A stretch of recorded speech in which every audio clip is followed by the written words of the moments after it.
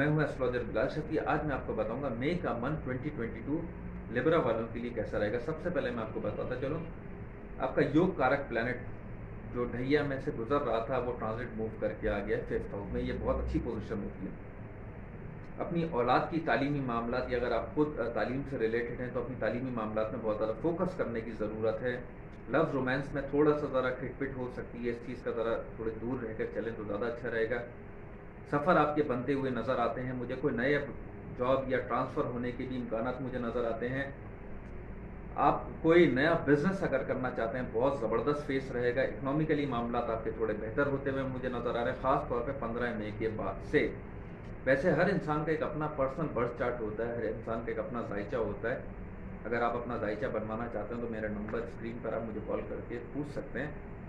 बाकी अगर मैं ये कहूँ कि एक ऑल ओवर लिब्रा वालों के लिए बहुत ज़्यादा स्ट्रेसफुल टाइम रहा था, ख़ासतौर पे वालदा के मामलात को लेके, जो जॉब या बिज़नेस को लेके, अब वो सारी चीज़ें बेहतरी की तरफ आ रही हैं। आप अपने सारे काम को बेहतर कर सकते हैं। घर के मामलात में बहुत ज़्यादा फोकस बढ़ सकता है। कोई नई गाड़ी या कोई आप गाड़ी चेंज करना चाहते हैं या प्रॉपर्टी की लेन देन अगर आप करना चाहते हैं, ये बेहतरीन टाइम है आप लोगों के लिए, आप इसमें कर सकते हैं। कोई छोटा मोटा लोन या इस टाइप की चीज़ आप जो लोन लेना चाहते हैं या लोन देना चाहते हैं, ये फेस आप इसमें इस चीज़ को कंप्लीट कर सकते हैं क्योंकि वीनस आपकी ट्रांजिट मूव कर गई है।